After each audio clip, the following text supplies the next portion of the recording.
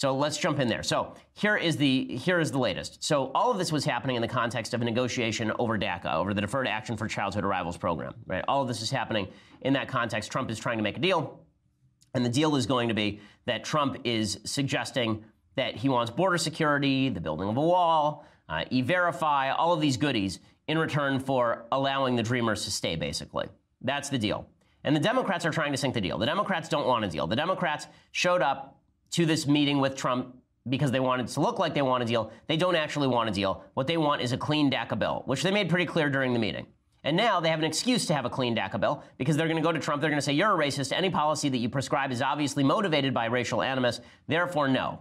Therefore, no. And that's where they are going with this. And Rand Paul hits this pretty much on the head. He says, listen, you can't have an immigration compromise if everybody is busy calling Trump a racist.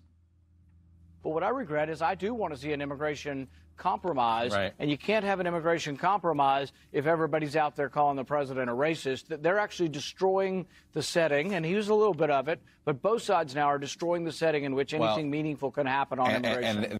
And I think that is 100% true. I think it's being done on purpose as well. I think that Democrats who are jumping on these, remember, these comments were made in private. Who leaked them to the media? Dick Durbin, right? It was Dick Durbin. It was the Democrat. Okay, these were not comments that were made in public. Trump did not say these things for public consumption.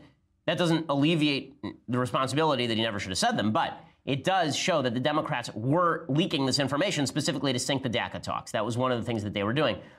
And you see this from Republicans like Jeff Flake. So Jeff Flake is beginning to irritate me. I like a lot of the things that Jeff Flake has said in the past about the problems with the Trump administration. I think a lot of those things are true. But Jeff Flake obviously has an ulterior motive. So he starts off by saying, Trump said over the weekend, Democrats are negotiating in bad faith. The reason that they're making a big deal out of the bleep hole comments is because they want to pull out of DACA. And Jeff Flake says, no. The Democrats are negotiating in good faith. They really are. They're in good faith. I mean, don't you see? Those who benefit from this DACA bill will not be able to use chain migration to become citizens. We just don't do it for everybody like the president wants to do. If we want a comprehensive bill, I'm all in. But we can't do a comprehensive bill which will take months and months to negotiate before the March 5th deadline. And one thing I do take big issue with the president on is he is saying that the Democrats aren't moving forward in good faith. I can tell you I've been negotiating and working with the Democrats on immigration for 17 years, and on this issue, on DACA or on the DREAM Act for a number of years, and the Democrats are negotiating in good faith. So Flake says the Democrats are negotiating in good faith, but Flake is not honest, right? Flake is not negotiating in good faith. Flake is supposed to give a speech on the floor of the Senate today in which he terms Trump's language on the media Stalin-esque. I'm not kidding about this. He's actually going to use the term Stalin-esque to describe Trump's treatment of the media. No one in the media has been arrested. No one in the media has been shut down. Nobody in the media has been silenced. Nobody in the media is really having a problem under the Trump administration. Everybody's ratings are up, and access is better than it was under the Obama administration. Plus, this is a supremely leaky Trump administration. But here is Flake suggesting that Trump is just like Stalin or something. But we're supposed to believe that he has no ulterior motive in going after Trump? Well, I'm saying that he borrowed that phrase. It was popularized by Joseph Stalin, used by Mao as well. Enemy of the people. It should be noted that Nikita Khrushchev, who followed Stalin, forbade its use, saying that was too loaded, that it maligned a whole group or class of people, and it shouldn't be done. I don't think that we should be using a phrase that's been rejected as too loaded by a Soviet dictator. Listen, I didn't like the phrase when Trump used it either, but to suggest that Trump is somehow in line with Mao and Stalin is just insane. These people were responsible for tens of millions of deaths. It's just crazy. But what is Flake's ulterior motive? Here's Flake's ulterior motive. He's asked whether he wants to run for president in 2020. You say you should oppose him when you think he's wrong. Do you think that there is a moral obligation or duty for someone else in your party to challenge him for the nomination in 2020? I don't want to put it that way, but I think he will have a challenge.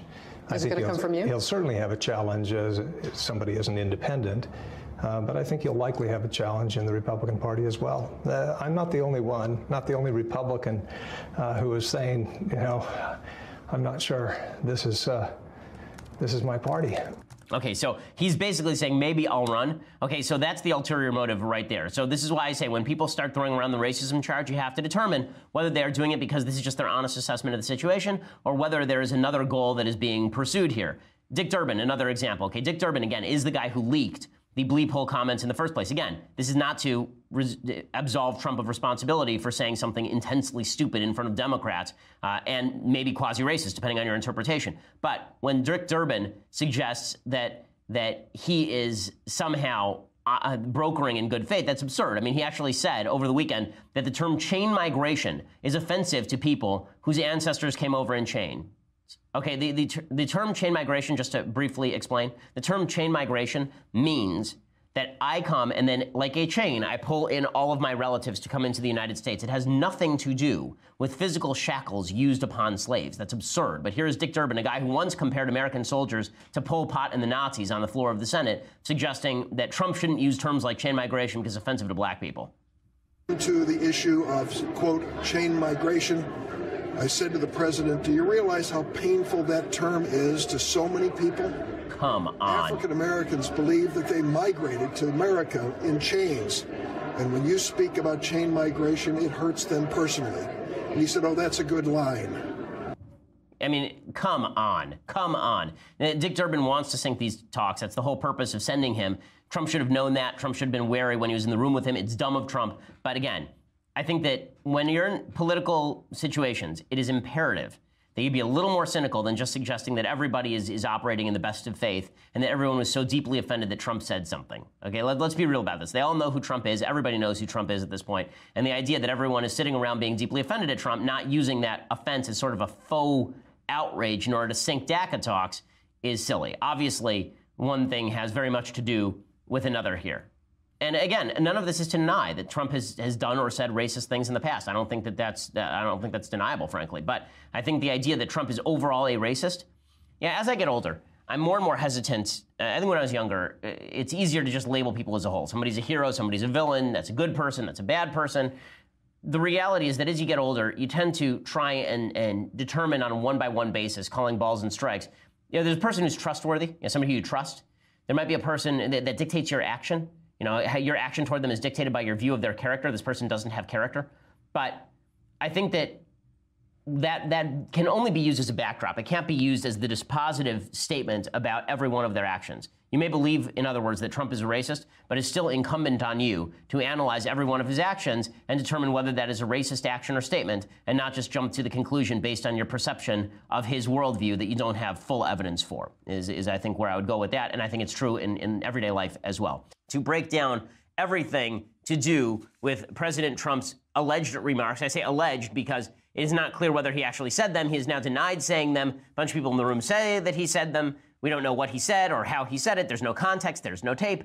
We'll get to all of that in a second. First, I want to say thank you to our sponsors over at Texture. So, you love information, and you love in-depth information. You love in-depth reporting. Well, that's where the magazine business really does some great stuff. Daily Wire, we have a lot of great commentary, and we have a lot of great quick-hit reporting. But if you want these sort of in-depth, long-form profiles where you learn in-depth information about topics, that's where the magazine industry really does a tremendous job. Texture gets you there. Texture has leading titles like Time, The Atlantic, The New Yorker, Vanity Fair, and Wired. And right now, you can try Texture for free. It's better than print because you get it all digitally. You can have over 200 of your favorite magazines and their back issues anytime, anywhere. You're sitting around, you're bored, you pull out your iPad, and suddenly you're looking at back issues of Sports Illustrated. It's fantastic. Check you can go to texture.com/Ben right now, texture.com/Ben, and you get a free trial, texture.com/Ben, and if you try it and you love it, then you get texture.com for $9.99 a month, and that's 30% off their listed price. It's actually more than 30% off their listed price. You get a discount when you use texture.com/Ben, and you get your free trial. And then if you choose to continue,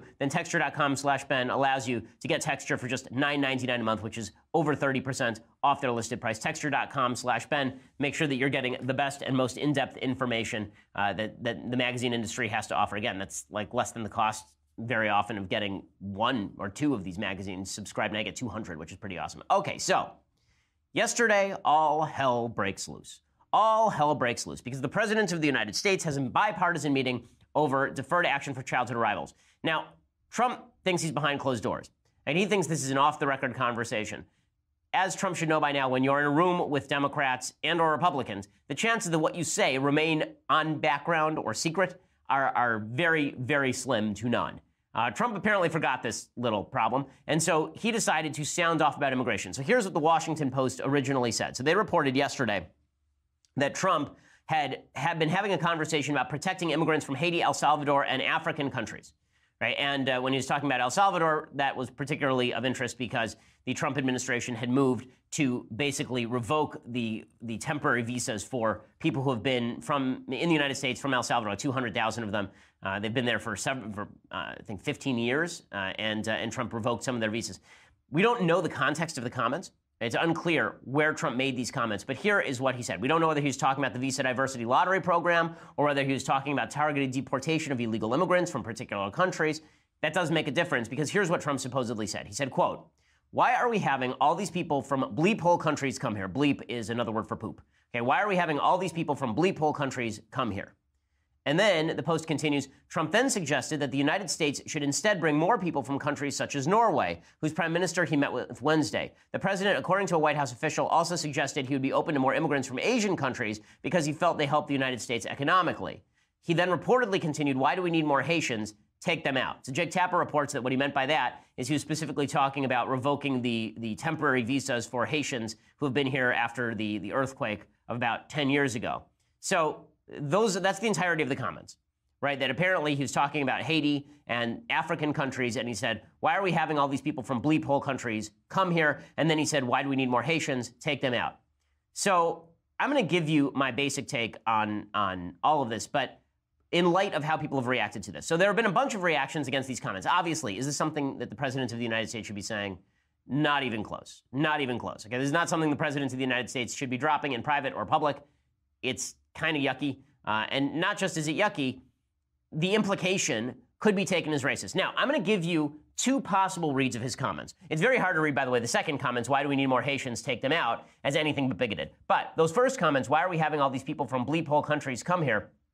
People are taking this to mean that he means that everyone from bleep hole countries is a bleep hole, and that's why they shouldn't come here. I'm not sure that that is fully in evidence. So there's a few reasons why people are angry today. And we'll go through why people are angry, and as we go through, you will see sort of why I think that this may be a little bit overblown, depending on how you interpret his comments. First of all, let me explain the vagary in the comments. There are two ways of interpreting this comment. Way one is he's saying there are bleep hole countries, and the people from those countries are bleep holers, and therefore they shouldn't come to the United States. This would be bigotry, right? To suggest that Haitians cannot come to the United States because Haiti's a bad country is just silly. Okay, it's just a silly idea. It's not just silly, it's bigoted, it's racist, it's counterproductive. A huge number of Haitian immigrants come to the United States and get college degrees. I believe that the statistic is something like for new African immigrants, for countries, for Haiti's not in Africa, but for African immigrants, the number of people who come to the United States and get college degrees actually higher than the American population at large. Immigrant populations very often are escaping bad countries. That's the reason they're coming here. And so they know why their countries are bad, right? Look at Cuban immigrants who are coming from Cuba. Cuba's kind of a bleep hole country, according to many Cuban expatriates. That's why they're leaving. That's why they're coming here. The same thing is true of the Vietnamese boat people who left and came here because they're trying to escape the destruction of their country. So the idea that you're coming from a country that's a bleep hole and therefore you're a bleep hole is obviously racist and silly and bigoted. Right? A huge percentage of people who came over from Nazi Germany ended up being wonderful citizens of the United States, Germans and Jews alike.